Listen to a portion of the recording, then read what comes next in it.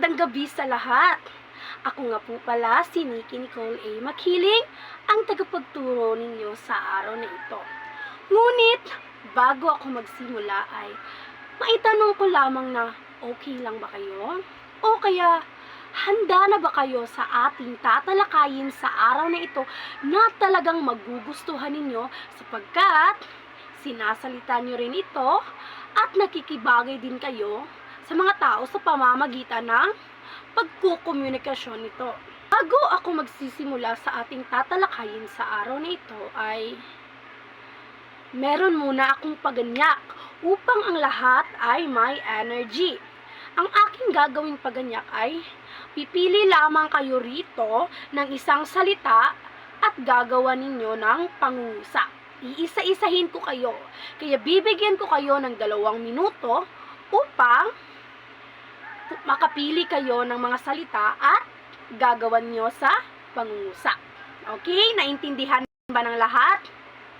Okay, magaling. Ngayon ay magbabalik-aral muna tayo kung ano nga ba ang ibinahagi nung nakaraang diskusyon.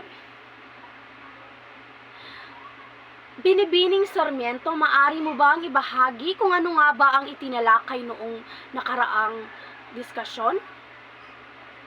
Okay, maraming salamat. Talagang naintindihan mo ang diskusyon noong nakaraan. Maraming salamat. At ang ating tatalakayin sa araw na ito ay konyo. Alam kong hindi na to bago sa inyo sapagkat naririnig nyo ito kahit saan o kaya nababasa nyo ito sa social media at syempre isinasalita nyo rin ito. Diba? Alam ko sapagkat naririnig ko ang iba sa inyo na nagsasalita nito. Ito ang ating layunin.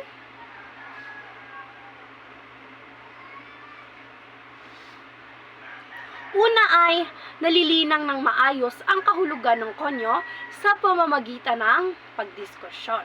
Pangalawa ay nabibigyang kahalagahan ang konyo sa pamamagitan ng paghahambing ng konyo sa wikang Filipino. At ang panghuli ay nakabubuo ng isang sanaysay gamit ang wikang konyo. Hindi magmahal sa sariling wika ay higit pa sa hayop at malansang isda, ani ni Dr. Jose Rizal. Actually, sinabi ni Ma'am sa akin, ang pretty ko daw. Kuya, how's your day? Namiss mo ba ang little sis mo?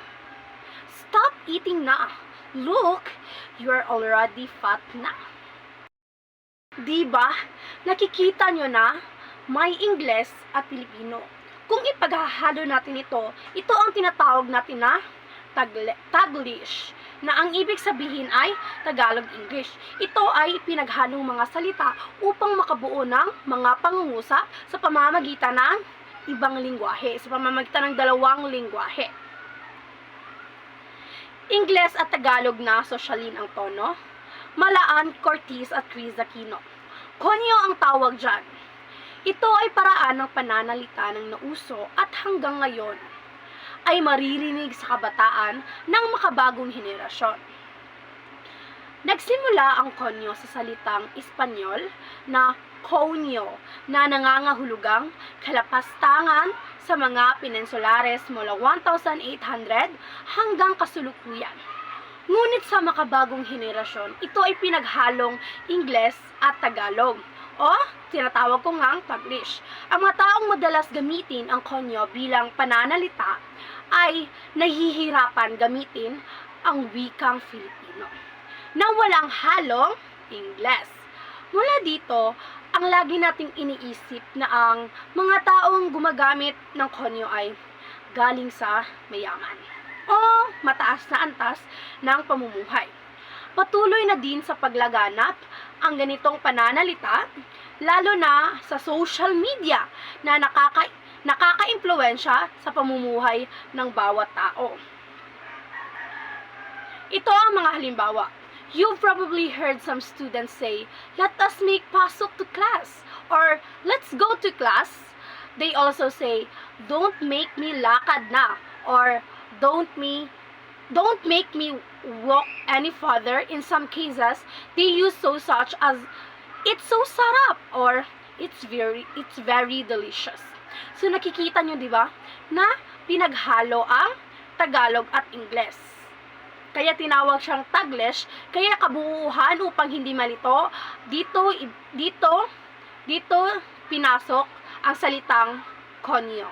Dito magtatapos ang ating talakayin sa araw na ito. At ang aking evaluasyon ay gumawa kayo ng isang sanaysay gamit ang salitang konyo. Ito ay malayang sanaysay ha. Maraming salamat sa pakikinig.